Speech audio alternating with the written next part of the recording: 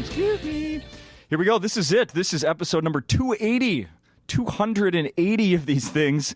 No Laugh Track podcast. This is Justin Severson, the host, Circle of Heat. Provided the music there at the beginning. I'm here. 280. That's 280, amazing. Man. Here we are. Kostaki's with me. I'm back. Yeah. I got to be in the top handful in terms of repeat performers here on your podcast. Yeah, yes. Except there's people named like Cy Amundsen. Oh, you can't even count those kind of guys. Because he lives here in the building? Yes. In the back of the club. He has a cot. Yeah, it doesn't really count. He actually leads in the popping in and just like trying to take over, like shouting something from the other side of the room nice. while I'm recording, completely unannounced. Also, there's Tim Slagle, who's done like 10. Oh, okay. Because he has his normal week each year. Oh, and plus Crash and Burn. Crash and Burn. Boom. Boom. Okay. So you got to I'm way come up with a behind that. gimmick week and get a second week here. Otherwise, you're never going to catch up. Although I did do one of the Crash and Burns. That's right. That's right. You were on this podcast with Ross Bennett. Yeah, that's right. Yeah. And that was a good lineup that year. I'm impressed you remember that. Oh, only because I looked at it this morning.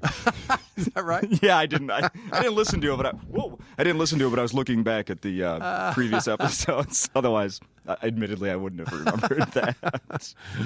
That's funny. All right. Well, the last one I can tell you because, I'm sure you remember. You were here recording your album. That's right. Last December of 2016. It's out. It's called Live at Acme. Yeah. Yeah, it's awesome. It's definitely the best thing I've ever done, and the sound is great, and the club comedically, is great. let's qualify that. Comedically, the best thing you've ever done. I'm a father of a 9-year-old. That's a good point. I do mean creatively. Still, do you mean creatively? Yeah, I'm pretty proud of that 9-year-old. I guess if I'm listing big life things. Yeah. It's been fun. It's been fun promoting it. It's already being played on Sirius, and is it? Yeah, it's good out there and around in the world. It's nice, and this place has always been a big part of my comedy story. So it's cool to record an album here. Yeah, one of the I did listen back to. That's when I saw the Ross Bennett thing. I did listen back to your last appearance on this podcast. Oh, okay. And we talked about you recording, and then one of the things one of the punchlines in your material that is on the album, you were saying about how someone in the audience once suggested a certain title for the album, but you didn't go with it. You went with Live At. Oh, what was that? I forget. Shit, I should have written it down. Oh, I remember talking about this. I forgot what the subject was. It was a punchline to one of the jokes. Oh, think of the children. Yes. Yes, that was it. That was it. I actually considered that. As an album title. But I like this place so much. I wanted this place to be in the title. Hell yeah. Yeah. And then you get a chance when you get interviewed, like at other places, then you get to talk about Acme. Get to plug the club. Yeah. The club that's been the greatest to me. Yeah, we like that here. I got this gig doing a guest set. I did a guest set here on my way to a gig from Atlanta. Can you imagine? I had a gig in North Dakota, and I was driving from Atlanta, and I stopped at 2 or 3 clubs on the way and did guest sets. And that's how I got into this club. No kidding. A live set. Like 20 years ago, came in, did 5 minutes on a Tuesday or something, and they hired me to middle. I came back and I middled, and Lewis didn't say boo to me for the whole week. Okay. And I just thought that it's not going to work out.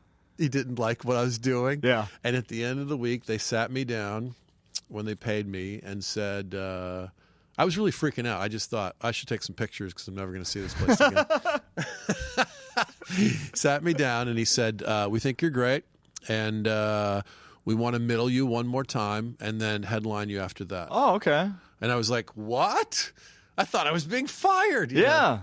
And that was a great lesson for a young comic, to not worry about what the owner thinks, because A, it doesn't help you. Right. And B, you might be wrong. you might completely misinterpret what the vibe is anyway. So just do your thing and True. stop worrying so much. Very true. How did that gig in North Dakota go then? It was good. It was a great gig. Yeah. Yeah. Westward Ho. Remember that? Sure. No, you don't it's remember? on. I know the name. It was an old West styled entertainment complex that had a blackjack room and a comedy club and like a dueling piano and like a whatever. Fun for everybody. It had the restaurant and the bar. It was like there were several different places in this one sort of strip mall. And the comedy club was going strong there for years. In fact, there was a stretch. We were talking about this the other day. It's been so long ago, a lot of the locals don't know this anymore. But there was a stretch when they would take Acme Comics for 6 months at a time to be the house MC there. Oh, really? Shannon McLaughlin and all these guys went for like 6 months. And they lived there and they waited tables and they were the house MC. And it was like this crazy comedy boot camp because it's such a small town. Sure. So they would get repeat customers all the time and they had to constantly write new stuff and do different bits and they're hosting and it's hard. But everybody came out of there a better comic. It sounds like when, to use a sports analogy, like a baseball player that's like a star in high school, then gets drafted and gets sent to like the Quad Cities or something. Yeah, right. Yeah. Well, you got a future, but you're going to have to show it here in the Quad Cities. You got to do this other thing first. Yeah. In Davenport, you're going to have to show your skills. I was envious. There was like a handful of the dudes who had all done it, and they all like gushed about how good it was for their acts. And their confidence and their willingness to do crowd work and their poise. And I just thought it was a great construct to do once. I mean, you never want to do it for a long time, but 1 6-month run of living in this crazy little place where that's great. Thankfully, it's not like Scientology where you have to sign like a billion-year contract. It's a great gig for you, but you can never leave. So I got in here on a guest set. It's a funny story. Nice. One of the big changes since the last time you were here is now you can put your whole name on Twitter. That's true. Which I did. Right, I know. I changed it back recently, but because it was ridiculous. Oh, you did? Okay. But it was fun. I did that. Whatever. I left it for 3 weeks to torture people. I like when you say it. Say your full name, please. Konstantinos Christos Vasilis Economopolous. Jesus. Right? Yeah. I know. Wow. I was born on Christmas Day, so I got the bonus Christos thrown in there. Oh, that's right. Do you realize this is a really dumb stat that is no one will remember? 2 guests in a row on this podcast born on Christmas. Last week? Jesus. No, it was, I don't even know why. No. Solomon Giorgio. He was born on Christmas Day? Yes. Wow. Uh-huh. Where's he from? Originally? Yeah. He's has Ethiopian parents and he was born in the Sudan. Wow. Yeah. And now he's a New York guy like you. I've never run into him. Oh, really? Interesting. I'm not very good at being active in New York. Sure. Lately. There was a stretch where I was, but lately I'm just trying to be a good dad. Well, this is going to be one of those things where now that I've said the name, within the next 2 hours, you're going to catch his name That's somewhere. Exactly right. Is what's going to happen. Yeah. Well, that's a weird thing, too. Wow. Who's here next week? Wonder where their birthday is. Yeah, I ended up looking up the list of every day has 15 people's names that you'd recognize. Yeah. Yeah, I was kind of perusing it a couple weeks ago. Did you make the list? I did not make this list, no. Ah. I am on the Wikipedia page for famous people from my high school. Nice. Which, Is there someone that some may think are more famous? Oh yeah, we have a handful of big ones.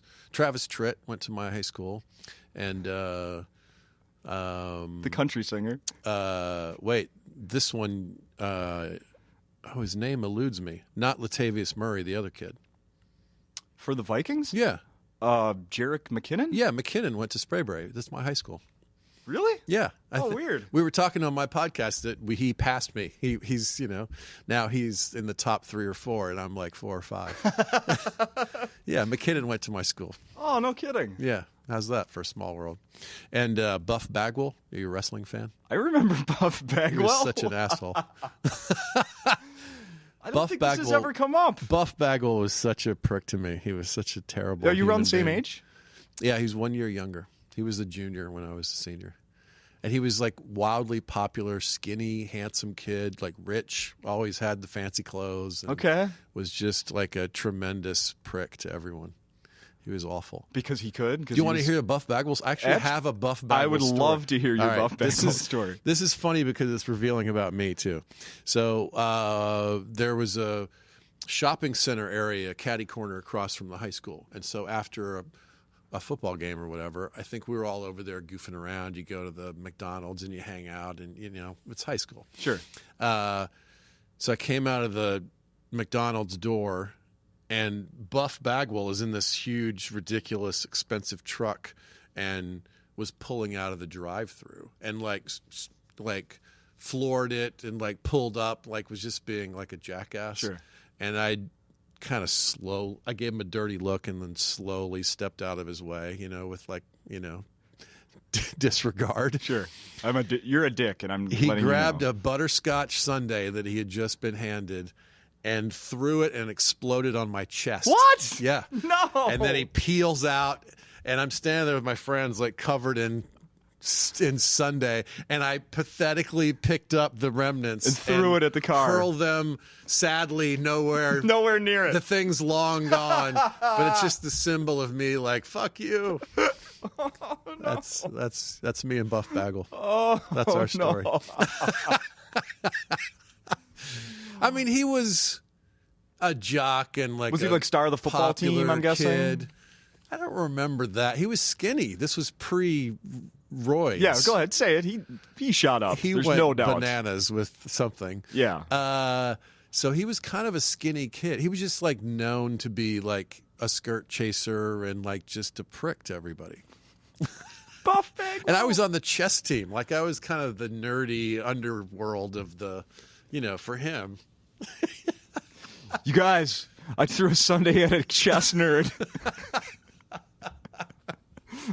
What? A what? What? There's a kid who had an interesting career arc.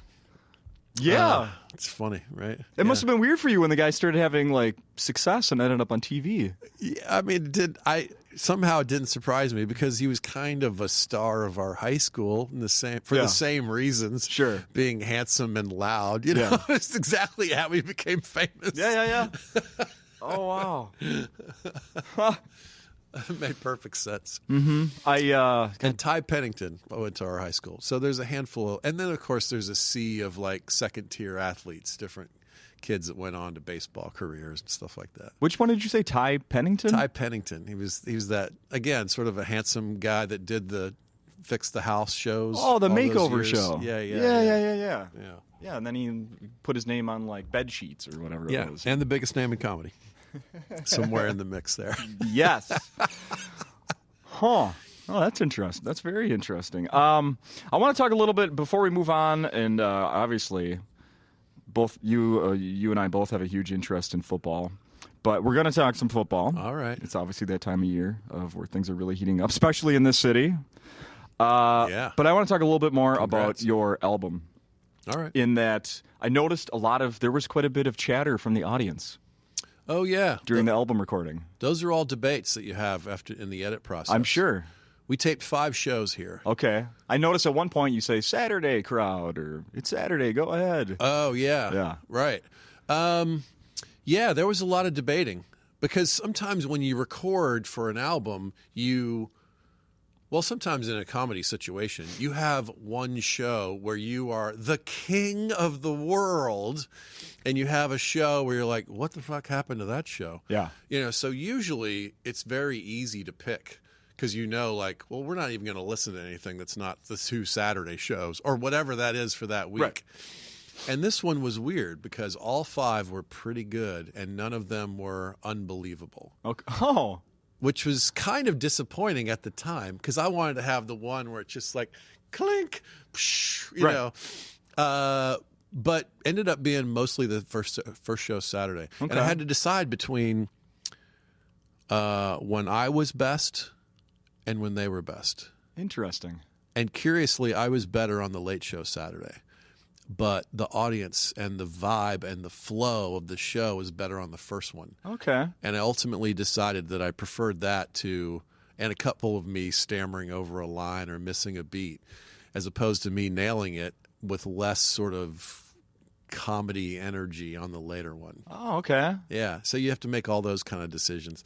And then we did like a bonus track with some football jokes from I think it was the Thursday show. Oh, okay. Yeah. Yeah, those are great. So it ended up being a good way to do it. Is there any chance that the people that you can hear during the recording, has anyone been like, "That's me"? That's an interesting question. Probably if not to you. if somebody knew enough to follow that through to the end. I mean, right at the beginning, I think it's like the first or second track, and right at the end of it, a woman's like, "That's funny." Yeah, right. So you have, I mean, that's what happens in a live show. Yeah. So you have to decide in the post moments how much of that to include.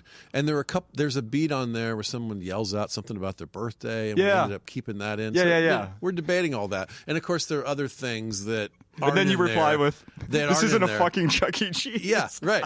That aren't in there that we thought maybe could be, and then we trim them out. And it's tedious, but it's kind of fun to be able to go through your show with a fine-tooth comb and just go, these 4 seconds are coming out. Okay. We're going to skip from this to this and carve out that weird thing where I ended up saying it backwards anyway. So we'll pull it out. Yeah. It's kind of, and my buddy Aaron Hodges, who launched the label with this album, is a freaky good editor. Oh, I didn't know that part. He worked at Sirius for 10 years. Okay. And he actually has a degree in audio engineering or something, and he's like really knows what he's doing, and he loves comedy. He's been working in the comedy universe at Sirius forever. So it's not like some dude who edited a band's album and is trying to help me out. Right. It was like a real expert in the field, like doing the editing. So he did a great job. And the recording was done by a company that came and set everything up in here that did great. So all of those kind of details were weirdly easy. And my wife did all of the photography and the I layout do remember of you the telling me album. that. So it all came together in a really, it was such a pleasant experience top to bottom. And you did physical copies. Yeah. Going back to last week's guest, your birthday buddy, Solomon Giorgio. Right. He has a new album that came out in October? No physical copy. Right. Yeah. You decided to go with it. I think that's the new world. I mean, for us, the physical copies were an afterthought. I mean, the real money is in serious plays. Is it? Yeah. And of course, there's some other outlets too, and there's some other things that are bubbling up in Pandora and some other things that are like that. But right now, as we sit here today, most of the money is in serious plays. Do you pay? Oh, go ahead. And then the second tier revenue stream is after show sales. Sure. And that's why you do it. It's like, well, it helps spread the seeds of the brand. And if you can pay for your flight, you get to bring home the whole check. Yeah. So There I'm you like, go. all right, let's make some CDs. Yeah, for sure. Do you do the download code with those? I haven't done that. No. I think that's the future, but I haven't embraced it yet. Okay. I prefer the hang there and hand them a thing. I think that's part of the appeal. I like that. You can sign it. You can take a picture with them. They have a moment with you. Yeah. And that's a scene that's slowly going away. Yeah. But it's still here. So for now, I'm embracing it. I used to loathe it because it was selling. And I don't like selling a thing. Yeah, I mean But there's so many other aspects to it. Absolutely. That I've kind of embraced it now, and now it's like it gives me a chance to talk to people about the show. And For every 5 people that walk by, there's the one who's so into it and so happy to meet you. And even when they don't buy it, sometimes they just want to chat with you Right. and say hi. And we drove in from so and so, and I heard you on the radio here, and I can't believe you did this joke, and that we just had that conversation the day before, whatever that is. Yeah. So you get to have all those moments which you wouldn't have had if you just hide in the back and hang with the comics. For sure. So it forces me out when I might just be hiding in the back. So I kind of have embraced that part of it. I kind of dig it. Do you pay attention? I don't know many of the details, but it was a week or so ago, and I was reading about how all these songwriters and musicians were going after Pandora because they're not getting. Oh, it's not enough of a thing. Yeah. So do you pay attention to that at all? I do. I haven't heard that, and from my point of view, Pandora is now sending me money. It's not a lot, but they used to send me nothing. Yeah. So, I mean, from my point of view, it's a net gain. See, musicians they had the opposite experience, though, that comics never had. What do you mean? Their old school model was get something on the radio with the goal of selling the albums. Yeah. And now, since the Napster universe and the way that the music industry has changed, they are following what we have done always, which is build the brand so that you can sell tickets to the live shows. Right? Mm-hmm. We've never had the get rich off the album model. You're right. Yeah, you're right. And so we don't feel like we missed it because we never had it, or we're mad that it's no longer the deal. I'm thrilled that Sirius pays me to play my stuff. And to a lesser degree, Stitcher and Pandora and whoever else is doing that now too. Yeah. That we get anything is great because they're building my brand and paying me for it. Sure. And someday you'll be able to charge $150 for back row seats like the Eagles do. Costaki's coming back on tour, man. Wouldn't that be a thing? Let's do it. I got the VIP Golden Circle. How much is that? Well, it's $2,000, but I'm a big fan. Yeah. The Golden Circle. Mm-hmm. It's good branding. The Golden Circle. I wrote some notes down here. I don't want to skip anything I right. want to talk about Let's your talk. album here. Let's see. I need to compliment you on the line. I've listened to your album several times, including the most recent in the last I'm couple flattered. days. And this isn't going to probably tie into... No one's going to understand this because I'm not making the reference. But your line, if you don't have a bank, you shouldn't have a daughter, Oh, yeah. fucking kills me. It's a fair point. Absolutely. It's a fair point. Absolutely. Absolutely. Let me just say this. That has to do with your Think of the Children thing that we actually did reference briefly already. That joke, I'm certainly in no position to be telling you how to do your job, but that is a joke that, Costaki, you could do forever and just switch it up with, What do you mean? with more examples. Oh, right. Yeah. Okay. I like that premise. I agree with you. Yeah, I'm not going to list them here, but you could do that joke forever, and it would always, I'm telling you, that's such a good joke. Oh, it all would right. be funny That'll give me something 5 to years work on from now. this week. All right. I Yeah, like it. I'm giving you homework, I guess. I'll do homework. I All like right. homework. All I was right. doing some homework with Brian Miller earlier. Well, you do that with him all the time, right? Yeah. He's great. He's such a good writer. And then the only other track from the album I want to talk about, only because I sort of have a tie-in here, is you do the joke Plan B. Oh, yeah. And it's about like contraception and what could happen or doesn't happen or does happen. It's a pregnancy scare story. It's a pregnancy essentially. scare story. Yeah. I don't have a pregnancy scare story, but I do have experience of recently having to buy condoms. Really? No, I know. As you know, like you, divorced, remarried. Yeah. But my wife has had to change some things with her birth control. Oh. It had to be removed for a little bit. Okay. So everything's fine and everything. But Okay. anyway, so we've had to go back to... Well, we never had to do that, but I've had to go back to using condoms.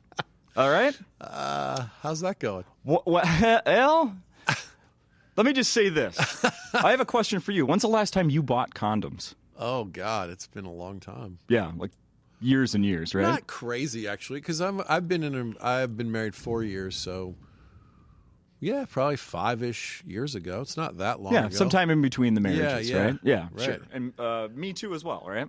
Yeah. So a few months ago when this happened, I had to go. I didn't have any sitting around, so I had to go buy some, right? I went to Target, had to pick up a few other things like some milk or whatnot, just the regular staples at Target. And I'm like, well, and you can get them yourself off the shelf, the condoms. And then I went to the self-checkout. I'm like, well, I'm just going to take care of this on my own. I'm not going to that way get you some. can skip the moment. Yeah, exactly. However, you cannot skip the moment because an alert comes up on the screen that says, wait for associate who has to come check your ID. Costaki, I got ID'd for buying condoms. We don't know if you're old enough to buy condoms. I got ID'd What at is a Target. the minimum age for condom? There shouldn't be a minimum age. 18? If you want to buy condoms, you should be able to get them. That's a fair... I didn't even think of that. But yeah. Oh, I'm sorry. You're going to have to... I realize you're 14 and being responsible. You're going to have to knock her up. But you're going to have to steal them or knock her up. I don't know. You're going to have to talk her into oral sex. That's what I think's going to happen. You're going to have to... Can I ask you that? Do they have them on Amazon? That was my first question. Does the reintroduction of condoms steer you to other sexual activities that aren't intercourse? Are you having more oral sex because you don't have to involve the condoms? I no. No, maybe that happens for other people, but maybe if we were dating and not married? You should explore some of the other non-condom necessary activities. That's a good point. There are plenty of those. Yeah. That's a very good point. I'm just saying. I got to go right now. Wait, what time is it? My wife gets home from... You know what? It's snowing right now. It's going to take me forever to get home, so there's no hurry.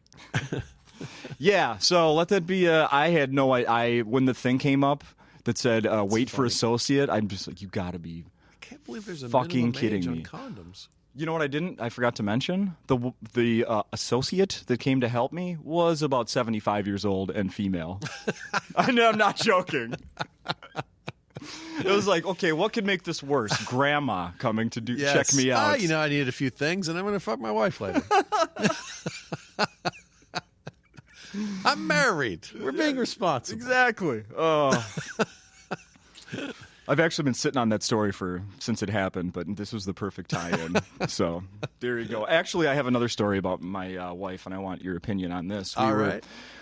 We were laying in bed last night, and we go through phases where we'll have the TV on. I don't know what you do, like before you go to bed, if you're reading or watch TV, or maybe you're messing around on your phone or something. Yeah, it varies wildly. Sure. Yeah. We do a lot of times. We'll just have the TV on to a show that we've probably seen a million times. Just some noise. Right. I don't know. Right now it's Cheers. So we had Cheers on last night, which I love. Yeah. We both do. Out of nowhere, she goes, I'm not really looking at the TV. And she goes, hey, when guys hug, did their dicks touch? Like when women hug and their boobs press up against each other? I said, what? Do they what? I go, first of all, where did this come from? And she goes, well, Sam and Frasier just hugged. Okay. Again, how did that come up in your mind? And no, they don't. I don't think, no. I've never thought that ever. No. I was thinking about it today, and it's like, well, she's never seen me hug my dad. So now I can see why she's asking. This is a very revealing interview about you. Yeah.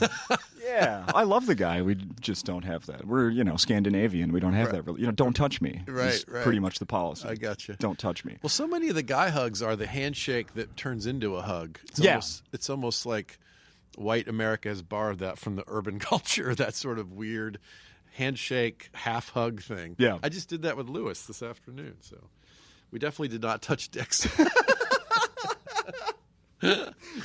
You're going on. I can absolutely confirm. This is, the setup we have here is similar to when people are in court and they're like doing a deposition. We've got your little table with the tabletop microphone. That's right. So we don't have a Bible here, but there was no dick on dick during that hug. Okay. No, I'm quite sure. This is like, am I doing it wrong? Honey, why? Don't make me think about this. Jesus. Anyway. Let's, you know what? I want to compliment you, or maybe I need to compliment your wife. I don't know who was behind it, but the picture that you guys put up around Halloween of the Wonder Women. Yes. Wonder Womans. All of us. Oh, and my God, Costaki. And the dog. And the dog. Right. You know what? Usually my wife gets credit for this kind of stuff. She's great at it. But this year, this was my idea.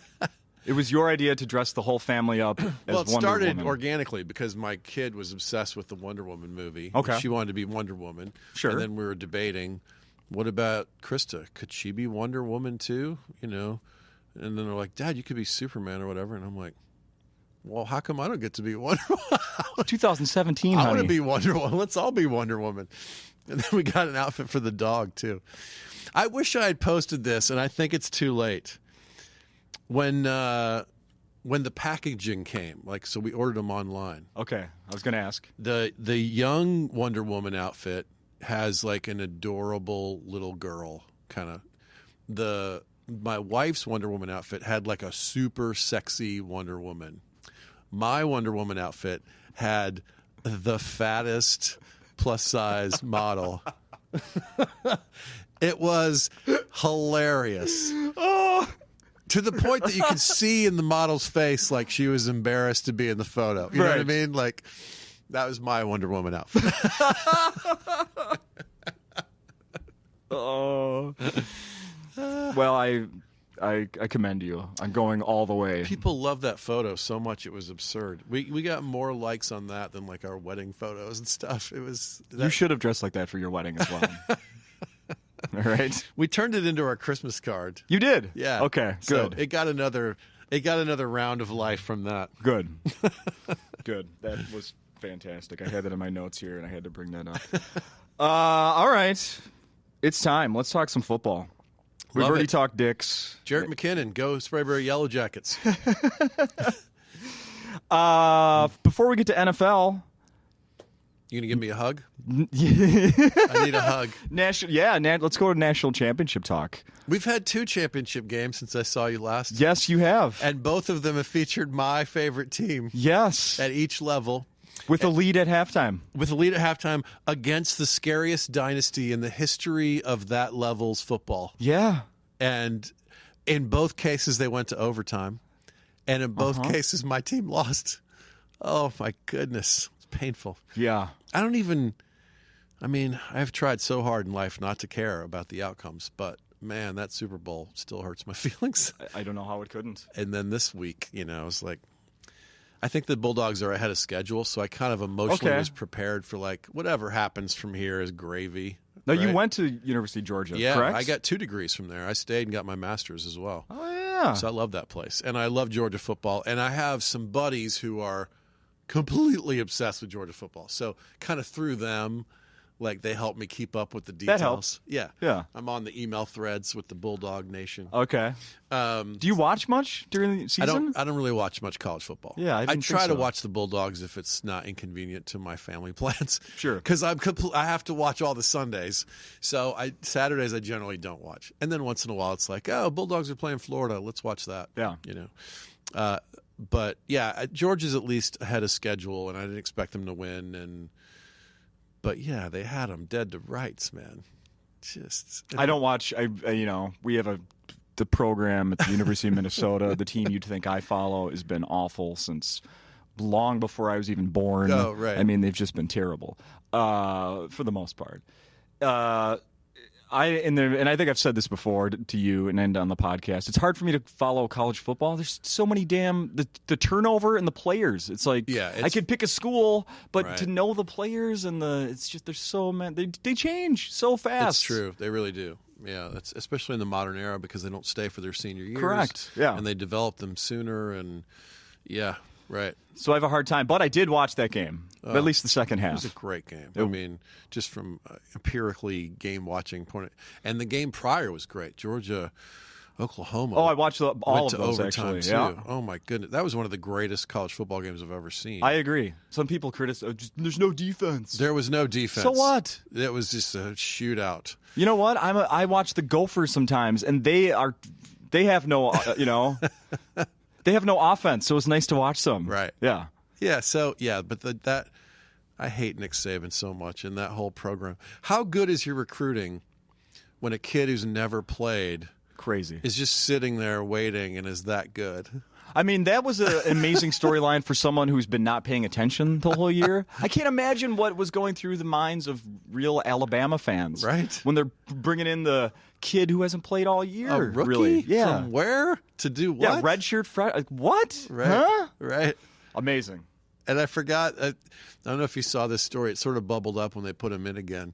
on social media, but somewhere during the season, one of the Alabama faithful was complaining that they got a kid from Hawaii because they're worried about the language barrier. Oh my God. What? How is he going to communicate with the team? What? No, obviously it's just one idiot. It's not really indicative of the whole fan base, but it so sticks with the story that people have in yes, their it heads does. about Alabama. So it's kind of funny. It absolutely does. And you had the conflict of interest with the Greek kicker. The Greek kicker. For That's Auburn, right. What, Papa Santos or something? I was like, that's a Greek name for sure. I love that. And I did have one moment of, do I root for him? No, fuck him. It's Alabama. I saw you tweeted that. I was like, oh, so perfect. No, I'm definitely not rooting for him. Well, I'm sorry that didn't work out. Yeah. On the other hand, I mean, I've been rooting for shitty teams my whole life. I mean, mostly I care about the Falcons, and they've just been not good always. And now they're good. They took the best football dynasty in the history of football to overtime. Yeah. It's a pretty good outcome, you know. And now they're in the conversation to maybe go back to the Super Bowl again. That conversation ends here. We got to stomp down some Viking hopes and some Eagle hopes. So you're going to be the game you look forward to, Atlanta. Yeah. Playing on Saturday. Yes. What do you have? You just going to sit in the hotel and watch it? You got big plans? I thought I was going to watch with Brian, but he's got a corporate gig. I brought my Falcon shirt. I'll be wearing that. Shirt or jersey? I just have a shirt. A jersey is. I'm a grown man. What am I wearing a jersey around? It's crazy. My brother has a Julio jersey. I don't know yet. I'll be fine. Whatever. I might come over here and just eat dinner early and sit at the bar and watch it. Yeah. Yeah. Mostly, I'm thankful to the football gods. Finally smiled on me this week by not having the Vikings play Saturday night. Yeah, no kidding, right? I was like, please have the Vikings on Sunday. Uh-huh. I don't want to be up against the Vikings in Minneapolis trying to sell tickets to a comedy show. You know, the Vikings play 3:40 Central Time on Sunday. They switched the Minnesota Wild, our hockey team, plays that evening, and it was supposed to be at 6. They actually pushed that game back an hour. Oh, okay. Yeah. The Timberwolves play in town on Sunday, too. That game's at 8, so there'll be no, overlap there. Wow. This is something I'm glad this just brought up another thing I wanted to ask you about. Today, NFL just announced the games that are going to be in London this coming season. Yes. What do you got? I don't remember the teams. There's going to be 3 games in London. Wow. And here's my question to you. You have nothing to do with this decision making, but I'm just curious what you think about it. The Vikings played in London this season. Yeah. They played the Cleveland Browns.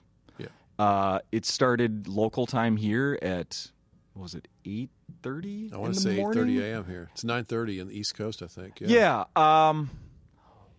Why is our team playing at 8:30 in the morning when why are we catering to the fucking British?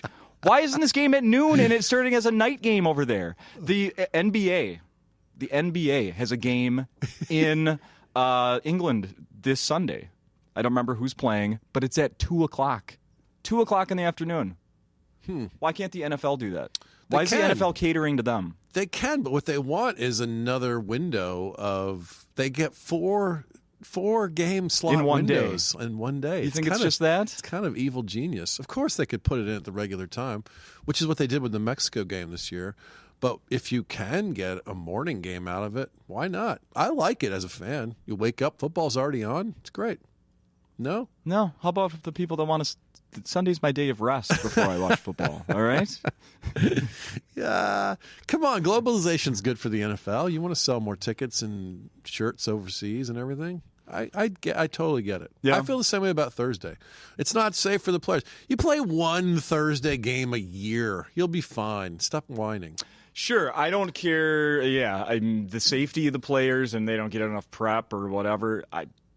The whole thing's dangerous. And so you could even give this argument back to the players and go, okay, if there are no Thursday games, we're going to lose, I don't know what the number is, 7% of our revenue for the year. Yeah. You're going to have to take that cut. Are you ready to do that? Yeah. No. 1 week a year you play a game on short rest. Shut up already. How about my argument that the quality of Thursday games is far inferior to other days, specifically Sunday? Everyone says that. Is that empirically true? Yes. Really? I have no evidence I don't know except for what I've seen. It might be true. It makes sense to me that it would be true, but I don't think we've proven that that's true. There have been great games on Thursdays. It seems to me like they don't try very hard to put good games on Thursdays. Maybe that's it then. Maybe it's just the matchups. And it's the same thing in shitty. London. Well, why are you sending the Browns and the Jaguars Yeah, to right. London all the time? For the love of God, send a good team over there. Did they broadcast the 0 for 16 parade the Browns fans did back? Hey, I know you guys all fell in love with the Browns back in October. Well, guess what? They went 0 and 16 and they're celebrating with. Well, the Jaguars owner Shad Khan owns a soccer team. And so he's got a bigger vision, and he has volunteered. All these teams are fighting to not have to go to London. He has volunteered to play in London every year. Oh, well, he's trying to be the English team, the European team. Good for him. He's got a bigger vision of it. Good. They can have him. He's great, by the way. He's so thoughtful, that guy. And he looks like the bad guy from every movie ever. I don't know anything about this guy. No. Shad Khan looks exactly like you think he would look. This Middle Eastern looking dude. But the name is perfect. He overdoes the outfits. He dresses in these bizarre, like super pimpy pinstripe suits. Awesome. And he's got like the crazy mustache with the curls. And he's got the slick back hair. And he's got a really ridiculous big smile. He's an interesting looking dude. But his heart's definitely in the right place. He's very noble in the way he talks about the Jaguars, and he gave a bunch of playoff tickets to these underprivileged kids, and they asked him why, and he said, it's just the right thing to do. Oh, wow. Like, he's an interesting character. So anyway, I'm kind of rooting for the Jaguars, actually. Yeah. I wrote who do they play? They play, Pittsburgh. I'm not rooting for them in this regard because I think the Steelers are the best Patriot killer chance we have. But I do think if somehow the Jaguars pull this game out, they also have a shot at being the Patriots. Sure. They could do some crazy 8 sacks and 2 pick kind of game. because that killer defense. Yeah, it could happen. The Saxonville man, the Teal Curtain. Is that the best nickname ever? The softest nickname ever. The Teal Curtain. Oh, Jesus. So what's going to happen this weekend? Those Saints are good, man. Yeah, I listen. By the way, this would be a good time to tie in your podcast. All right, Quick Snaps. Quick Snaps, the podcast. That I listened to your most recent one. Oh, okay. And did I hear both you and your co-host Aaron pick the Saints to beat the Vikings? I don't recall. Oh, you don't recall? Oh, okay. I don't think I picked that, but I think Aaron did. Okay, well, he certainly did. He certainly did. I got all my mojo focused on the Falcons. I don't have time for this other game. Fine. I don't know. I'm optimistically worriedly optimistic. You guys are 4-point favorites. I was surprised. Yeah, I mean, they've played. The Vikings played really well here in Minneapolis and Minnesota. We've already beat the Saints once this year. It seems like an entirely different team, though, from how, that was Adrian Peterson was running the ball that week. Right. Yeah, it's been a while. It's been a long while. Yeah, it's a good point. So, I don't know. Same thing about the Falcons matchup. You guys beat the Falcons, but those feel like that was a long time ago for both of our teams. Yeah. Didn't Matt Ryan have some terrible terrible game. No touchdown passes, right? Is that right? I think so. They had a weirdly low score. Your defense did a job on them for sure. Yeah. The Falcons stat this year is pretty cool. They're 11-0 when they score 20 points or more. Oh, boy. So all they got to do is not suck on offense. Right. You'd think we could do that. I don't know. We'll see what happens. Well, you got the best freaking kicker in the league, so just have him nail it 7 times. That's the only thing that's been working lately. Yeah. I love him because he's like my age. Right? Is that right? I don't know. He's pretty close. He's in his 40s, isn't he? Brian? He's definitely a grown up. Yeah. I don't know the age, but yeah. I think he's in his 40s. He's older than most of them by a lot. Yeah. Are you? I just want to say my final thoughts on what's going to happen is, I think the Vikings are going to win, but because I've had so much heartbreak, between the missed field goal against your Falcons in 1998. the only people in the world who remember that game. You're damn right.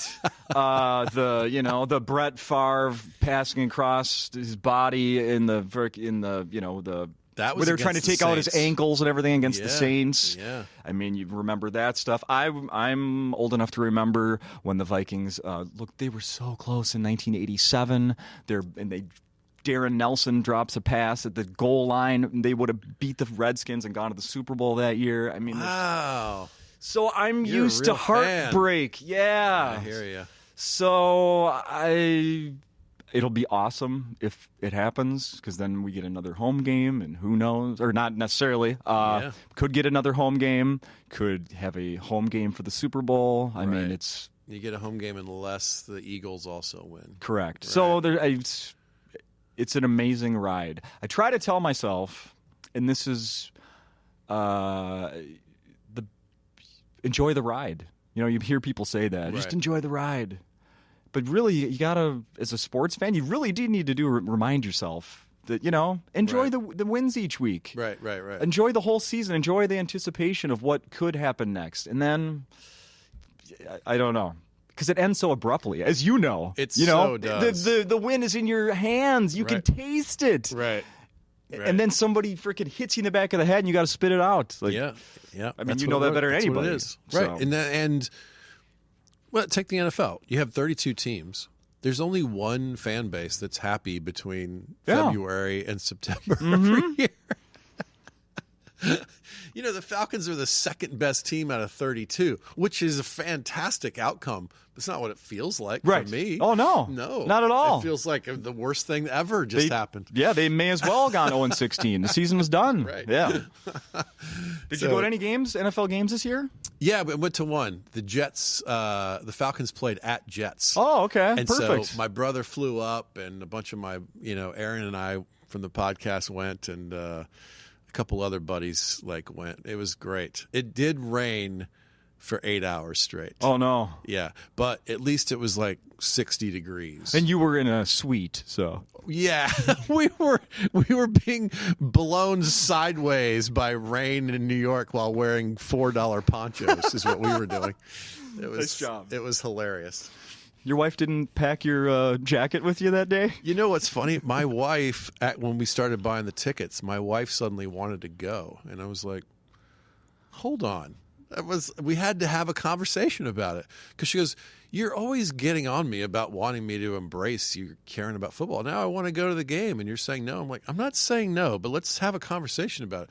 This is going to be 8 dudes drinking in the rain for the whole day. Are Yeah. you sure you want to do this?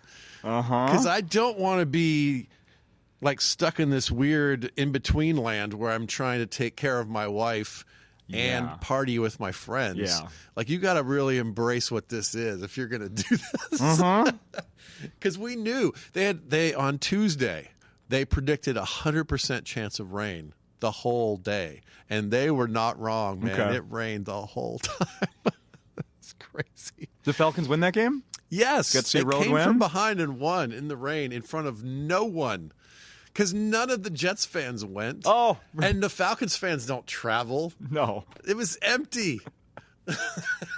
Nice. It was deserted, and it was hilarious, and it was great fun. Very cool. Are you coming back for the Super Bowl? Will you be in Minneapolis for the Super Yeah, Bowl? I'm going to come back for 48 hours just to do I'm just going to cherry pick the easy stuff for me to do as a media guy. I'm going to go to the Monday night player introduction, interview the players stuff. And you've done that before. Yeah, it's great fun, and it's ridiculous and silly and over the top, and it's great. And then I'll do Radio Row for a morning and a half, run around and pitch my quick snaps to everybody all over the country.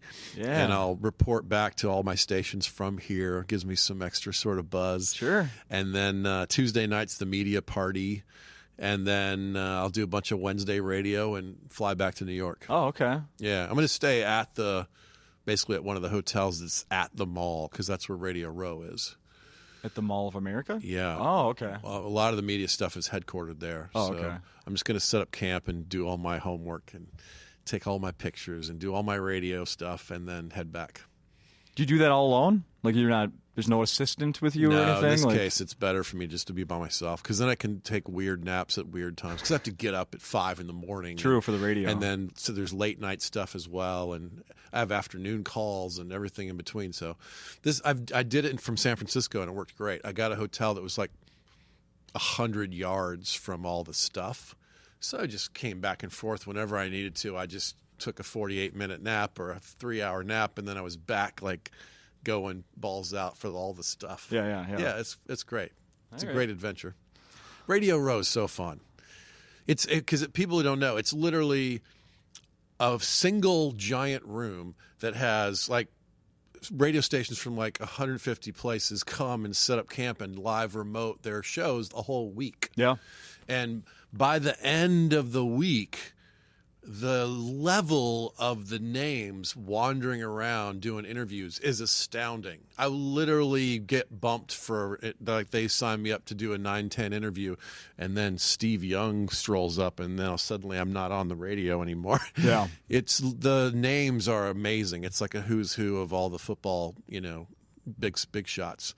So I've learned those guys come in Friday and Thursday to a great extent. Okay. And to a lesser extent, Tuesday and Wednesday are a little more tame. Yeah. And that's when they're like, yeah, this guy does jokes. Yeah, okay, well, come on, we'll do it. So I go do my thing earlier in the week, and then I scram because no one's going to talk to me when Mean Joe Green is the alternative choice. Now, let's just say, what if your Falcons are there? Yeah. Would that change your, like, I got to stay in town longer? Or Boy, that's a good question. I don't think so. I think I still know. I know what it is. It's it ramps up to become a thing that it just gets completely out of control towards the end of the week, and the hotels are more expensive, and the process. It's just like I already booked the flight. I'm committed to do this thing. Now it would be extra fun for me to have my Falcons shirt on and run around and do all my Falcons jokes. And yeah, I met Matt Ryan the last time I did one of these, and he couldn't have been any nicer, which helped for me build the brand of me giving a shit about the Falcons because he was such a sweetheart guy. Did he hear you telling football jokes? No, that would have been great. He was coming through in between. It was literally like a scene from a movie where, like he has some people with him coming through this area where the public and the media was all kind of mishmashed, and he stopped to sign some stuff for some little tiny kids, and he refused to sign anything for grown-ups. Good. Yeah, it's kind of interesting. And then he came into the media area, and I just walked over. He was kind of in between things. And I go, hey, man, I grew up in Marietta, Georgia. I'm just a big fan. I just wanted to shake your hand. And we talked kind of football for a few minutes, and he was great. Very cool. Exactly what I wanted him to be like. And I go, I need a picture for social media. He goes, oh, yeah, of course. We did. He was just like exactly and autograph my chest.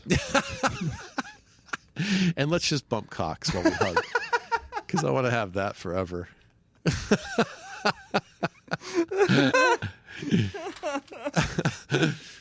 Makes it special. Now I'm going to think of that when I'm watching football on Saturday. Awesome. Let's see. We're getting close to almost an hour here. Is there anything else we should be covering here? I'm looking over my notes here. No. Falcons, the album. Jarek Falcons, McKinnon. the album. How Jarek McKinnon and I have something in common. Yes. Do you have actually, yeah, let's do this one last thing. I got one more football thing I want to talk about. Okay. Maybe you saw this. Ticketmaster put together, they surveyed a bunch of people and put together, it's to promote their, selling Super Bowl tickets basically. But it's they interviewed some fans about their feelings about like their effect on the game. Does that make sense? Yeah. So I want to get your thoughts on some of these. Let me see here. Where's the good start here? Okay, here we go. What percentage of NFL? I just want to see what percentage of NFL fans would give up a free trip to Tahiti to go see their team play in the Super Bowl? Oh, what do you think? Tahiti is so great. I was there briefly. I would try to not give that up. On the other hand, a trip to Tahiti is probably a lot cheaper than a trip to the Super Bowl. Yeah, that's true. You have to go to the Super Bowl, and then you could go to Tahiti whenever, especially if it's your team, because that almost never happens.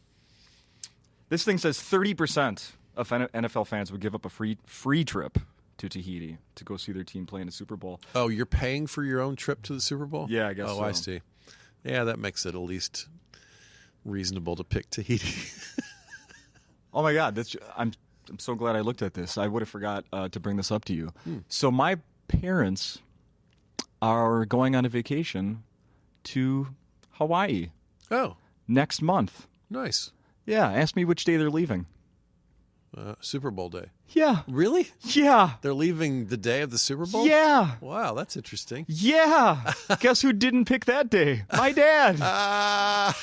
Uh-huh.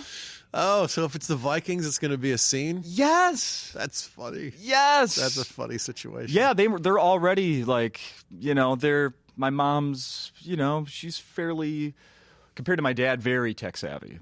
Yeah.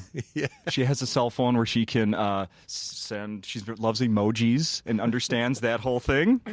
And in fact, for Christmas, my mom got my dad a book that said like Windows for Seniors or something like that. Yeah.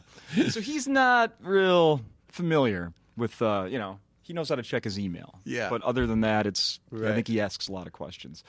So what I'm getting to is, maybe they could stream the game. That's a funny situation. Yeah, but he has no, so they've already been asking me, like, what app would we need, and will it be available on the plane, and what if the TV doesn't have the plane doesn't have televisions, Right. and even, Yeah. why do you guys? Very likely. You never know. Some of them do now, though. Yeah, no, it's a some little bit of them of a do. trend, but not all No, but they're of them. literally going to be, fly. It's you take from Minnesota to Hawaii, they do a connecting flight somewhere, I think, to make it. Seattle, maybe. I think it is Seattle. Yeah. And that flight is leaving like 4 o'clock.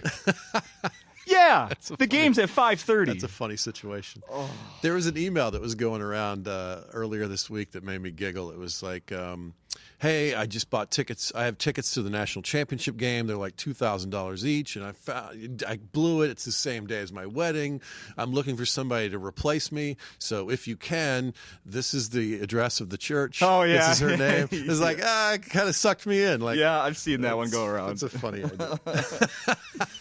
I think that one goes around every it should. major Right. event. Let me see. Is there any more good ones out of here I could pull out? Season, blah, blah, blah. No, never mind. Skip it. Skip it. It sucks. Is there anything else? What is it? Social media? Where do people find you on social media that for some reason aren't following you yet? Yeah, I love posting stuff on mostly Facebook and Twitter, and a little bit Instagram. You can find me on all those. I'm at Funny Costaki on Twitter. Is kind of my favorite playground for jokes. Twitter is a good edit friend. It helps you kind of winnow it down. And tells you what has resonance with the people and what maybe doesn't. And sometimes people will tag a joke or tell you a better way to say it, or I love Twitter. It's fun. And if you want to follow a very funny comedian that doesn't really touch politics, that's Costaki. I used to, but I'm done with it. Yeah. Football's so much more fun. Uh-huh. And in my act, I'm writing more personal stuff, My wife and I are doing this, and I had this thought, and I can't believe I said this. And, those kind of things have they're multi-layered, They're more fun for me to talk about, so. Yeah, the new album, very personal. Yeah, really good that's stuff. been the goal. That's been the movement. It's been several years of moving from observational to personal, and this album is kind of the first proof that I did it at some level. Yeah. So, and when are you recording the next one? Like, no, I'm kidding. you got to let it brew for a little while. I know. Yeah. Absolutely. This has been great as always. It's great to see you, man. Yeah. Continued success. People need to subscribe to Quick Snaps. Yeah, Quick Snaps is great. It's once a week on. We usually release it on Monday nights. It's a wrap up of the weekend that was in the NFL, and then still super fresh. Like right after you watch game Sunday, it literally you're talking just about happens. next day. Sometimes we release it before the Monday night game, and then we do about once a month in the off season. There's a series of tentpole NFL beats in the off season. There's the combine and the flurry of trades in March, and then there's the draft, and so we keep you updated on all that stuff. And then in September we come back to do weekly again. It's fun. Sweet. Thanks, man. Have fun at Super Bowl Tuesday, Wednesday.